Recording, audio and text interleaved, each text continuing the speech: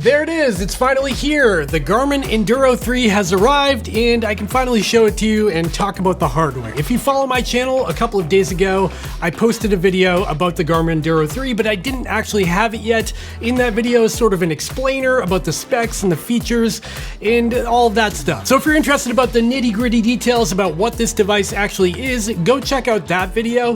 In this video, we're just gonna get this thing out of the box, take a look at the hardware, go for a first run with it, and check out some of the data that it provides in terms of GPS and heart rate accuracy. And of course, answer some of your questions that you posted in my last video about the Enduro 3 in the comments, where a lot of people asked about the display of it and how it compares to other devices. Okay, let's get this thing out of the box here and talk through it a little bit. There it is, the Garmin Enduro 3. I'm gonna go ahead and hit the power and turn this thing on for the first time. Another thing I'm noticing now that I'm just holding the watch in my hand here is how light this thing is. I'm not gonna waste your time and show you the setup process, so I'm gonna do that now off screen and we'll be right back. So what makes the Garmin Enduro 3 unique compared to something like the Garmin Fenix 8 here? Well, it's got a few things going for it. First of all, the price. This watch comes in at $899 here in the USA, which yes, is very expensive, but it's actually cheaper than the cheapest Garmin Fenix 8 available at launch. The cheapest Garmin Fenix 8 is about $999 or $1,000, and that cheaper Garmin Fenix 8 doesn't come with sapphire glass or solar that come available on the Enduro 3 for $899. There are some sacrifices that you make with the Enduro 3, and we'll cover those later in this video. But let's get back to the hardware between the Garmin Enduro 2 on the right here and the Enduro 3 on the left here. As you can see, they've got a pretty similar aesthetic. They're all black. They do have that cool sort of lime green accent around the start button, although it does look a little different on the Enduro 3. Flipping over to the other side, we've got the same 5-button layout. Even the buttons themselves look pretty similar. Flipping the watches over to their backsides here, you can see there are some differences here, where the Enduro 2 had the Gen 4 heart rate sensor, and the new Enduro 3 has the new Gen 5 heart rate sensor that has a couple of additional features like ECG and wrist temperature detection, along with being just slightly more accurate because it has more LEDs and light receivers built in. And if you have a keen eye, you might have noticed one more difference between the Enduro 2 and the Enduro 3, which probably plays a role in that slight price difference at launch. And it's that the Enduro 3 is a unibody plastic design. So the whole backside of this watch, you can see all the way from the bezel back, is one piece of continuous plastic, where the Enduro 2 had a sort of Fenix-like build. It had a big chunky bezel in the front, and it had a metal backplate. That was just for increased durability. But as I've said before, is it really necessary to have metal on the back of your watch? Yes, it does feel premium, but the main advantage on the Enduro 3 is that by eliminating that piece of metal and all the screws and stuff in the back here, it's also shaved some weight. So this watch comes in a 51mm diameter, and it's about 15.7mm thick, which makes it about 1mm thicker than the biggest Fenix 8 option. And if we take a Garmin Fenix 7X and flip it on its side here, you can see that increased thickness. So this whole watch, including the band, only weighs 63 grams, which is super lightweight. But that 63 grams is only according to their spec sheet. Let's put it to the test on my gram scale here. So, yep. Look at that, exactly 63 grams. If you're curious what the Garmin Enduro 3 looked like on my wrist, I have 165mm circumference wrists. That's the Enduro 3. That's what it looks like on my wrist. Another great feature shared between the Garmin Fenix 8 and the new Enduro 3 is the built-in flashlight. And to access it, you can simply double tap the top left button here, and the flashlight turns on. And I gotta tell you, this is a super useful feature. It is so underrated. I use the flashlight all the time. And when it comes to the software between the Enduro 3 and the Fenix 8 here, they share the same exact software. Everything is pretty much identical between these two watches in terms of software features. When you scroll around, they feel pretty similar, although the MIP display does have a lower refresh rate, so it can feel a little bit laggier. Even though they share the same software, there are some visual differences here and there. For example, here in the weather app, you can see on the Enduro 3, you just get a black background, but on the AMOLED version of the Fenix 8, you do get full graphics here. Now let's talk about the display on the Garmin Enduro 3. This is a memory in pixel display and it's 1.4 inches in diameter. As you can see there, memory in pixel displays have a backlight. And when that backlight turns off, you're left with an always on display, but there's no light to it. So you need to angle this towards the light source, as you can see there, to be able to see the text on the display. Another really cool feature about the Enduro 3 is that it is solar enabled. And it's different than previous versions of solar watches from Garmin. So in the past, like on this Garmin Enduro 2 here, it was sort of a two-part system when it came to the solar display. You'd have this solar panel around the perimeter of the watch that's sort of this reddish color. If I angle it towards the light, you can see sort of a copper color around the perimeter of the watch there. And that is the 100% photovoltaic cell. Any sunlight that hits that ring is 100% absorbed into that photovoltaic cell. However, on this last generation of the Garmin Enduro 2, there was also a film that went across the entire display that was a 10% photovoltaic cell that only collected 10% of the sunlight that hit it. Now, unfortunately, that translucent or see-through layer that was underneath the glass on the Garmin Enduro 2 also had a penalty on clarity and visibility. In the past, this was a trade-off that Garmin was willing to make to maximize the solar efficiency of the Garmin Enduro 2. Now let's talk about the Garmin Enduro 3, because there's been some changes with that solar panel on the front of the watch. So just like on the Garmin Enduro 2, you've got that same solar ring around the perimeter of the watch here. However, this time around, they've made it much, much thicker. It's kind of hard to see because it's all black, and that's another change.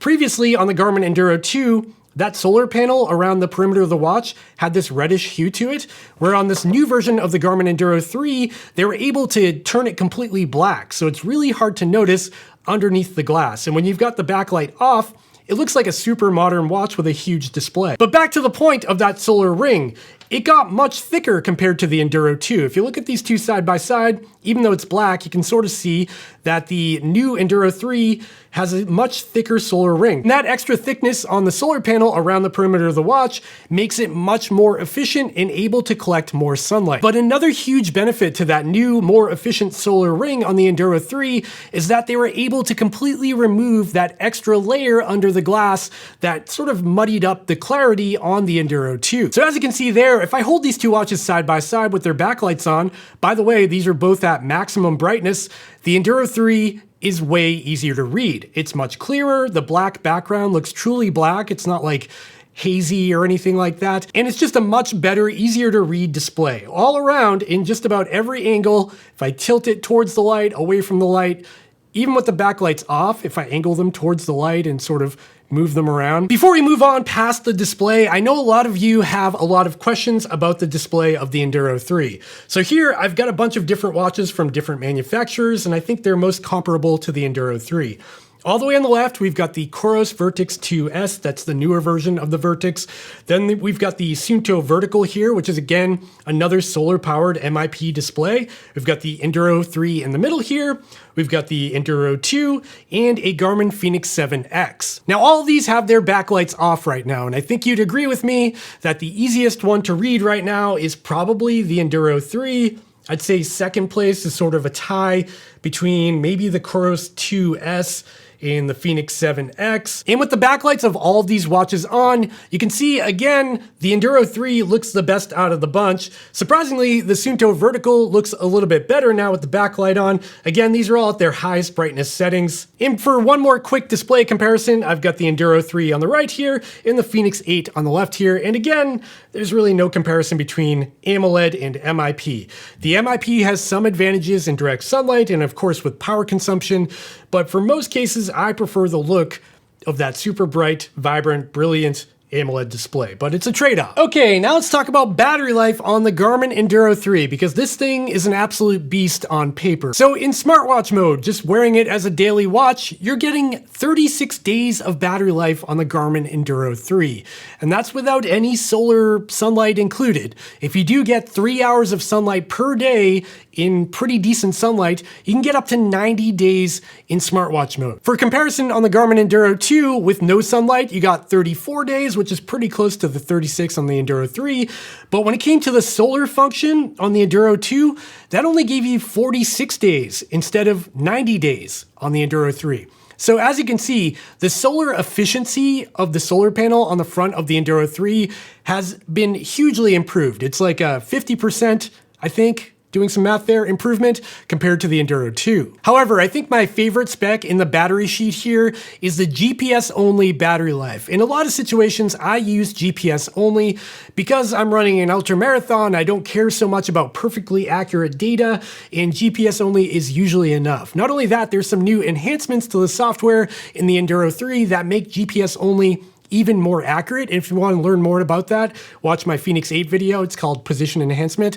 But when it comes to battery life in GPS only mode on the Enduro 3, you'll get up to 120 hours with no sunlight, or 320 hours with 3 hours of sunlight. That is just bonkers. Those are just some examples of battery life though. You can see all of the specs on the screen now. I'm not gonna read through all of them. All right, now that we've gotten this thing out of the box and taken a look at the display and the hardware and talked through all the specs, it's time to go for a run and put this thing to the test. Oh yeah, before I forget and before we head out there, if you are planning on picking up an Enduro 3, a Fenix 7 Pro, a Fenix 8, or any watch I talked about in this video, check out the links in the description down below where you can head over to playbetter.com. Playbetter offers free 2-day shipping, a really amazing return policy, and they're just great humans, so you might as well shop there. Okay, let's get out there.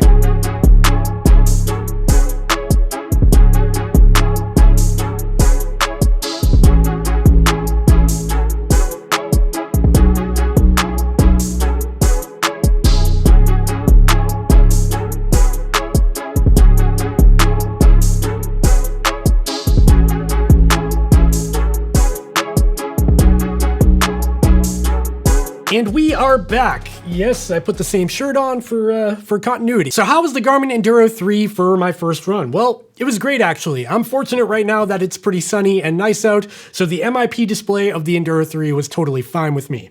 I do have gesture turned on with the MIP display, so every time I raise my wrist, the backlight does come on, and that does make it a lot easier to read in dimmer situations. When it comes to accuracy, when it comes to GPS and heart rate accuracy, I do have the Enduro 3 set up to use all systems with its GPS mode, which is the default setting out of the box and gives you pretty good accuracy. And it's no surprise here that, as expected, the Garmin Enduro 3 is performing pretty good when it comes to GPS accuracy compared to some other test devices.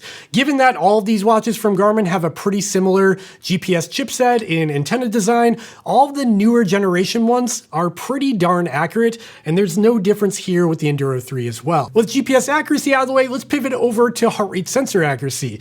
The new Garmin Enduro 3 features the Gen 5 heart rate sensor. I already told you that. And in the past, I've tested that same heart rate sensor out on various watches like the Fenix 7 Pro, the Epix Pro, and of course the new Garmin Fenix 8 here. And again, it should come as no surprise to you that the new Garmin Enduro 3 is performing very much the same as the Fenix 8 and the Fenix 7 Pro and the Epix Pro, because they all have the same heart rate sensor. It's only been a day, I only took it on one run, but looking at these stats from that run, you can see that it matches pretty closely to an ECG chest sensor. And that's all I'll say about accuracy. This is not really an in-depth review. I did want to show you something in this video, and that's why I shared that. Stay tuned for a longer term review where I will be testing out the Enduro 3 and comparing it to a lot of other devices as well. Okay, time for the conclusion of this video. What's my take on the Enduro 3 so far? Well, I gotta say, this is one of the more exciting devices launched by Garmin at the same time as the Garmin Fenix 8. The Fenix 8 is awesome, but the price on this device is way up there. And it's really cool to see the Enduro 3 coming in at a more affordable price point while offering so much that the Fenix 8 has in common. This might be controversial, but if you like MIP displays and big watches, the Enduro 3 might be the best new option from Garmin, even including the Garmin Fenix 8 lineup. It's got crazy battery life, all the new software features of the Fenix 8, and in some cases, it's $300 cheaper than an equivalent Fenix 8. Although it is really hard to stomach the word value in a watch that's $900, but I hope you get what I'm saying. And at a hardware level, I really like the look and feel of this watch, and I love the fact that the display is much easier to read with that new solar technology compared to last generation. I think if you're an endurance athlete, someone doing like Ironman events or ultra marathons, or even a thru hiker that's out there for a long time, or someone who just doesn't want to worry about their battery life at all, the Garmin Enduro 3 should be near the top of your list if you're in the market for a new GPS watch. And when it comes to the Fenix 8, there's only a handful of reasons to choose the Fenix 8 compared to the Enduro 3. First of all, if you prefer an AMOLED display, you gotta go Fenix 8 because the Enduro 3 is only MIP display. Another factor would be size. If you can't stomach the size of a 51mm watch, the Fenix 8 offers 3 different sizes all the way down to 43mm. The other factor would be the speaker and microphone. On the Garmin Fenix 8, you get a speaker and microphone, and you can do things like turn on the flashlight. Took a second, but we got there. And the final factor that may make you choose a Fenix 8 over the Enduro 3 would be the diving features. On the Fenix 8, you can use this for scuba diving. It's dive rated, it's got leak-proof buttons and improved durability. The Enduro 3 does not have any of those features. But for everybody else out there, if you're an ultra runner like me, this thing is pretty sweet. Again, not an in-depth review. In-depth review coming down the road. I just wanted to get this out there, get this in front of you, and now it's time for you to drop down in the comments down below and let me know what you think of the Enduro 3. And while you're down there commenting, now would be a good time to go down and hit that subscribe button and the thumbs up button to let me know that you liked this video. I hope you liked it. And after you do that, also make sure to check out all of my other social media platforms, Threads, Strava, Facebook, Instagram. Follow me on all those other things and check out my website where you can pick up a sweet Chase the Summit shirt like this. And that's really the end of it. The Garmin Enduro 3, there will be additional follow-up content about this watch very soon, and I'll see you then, okay?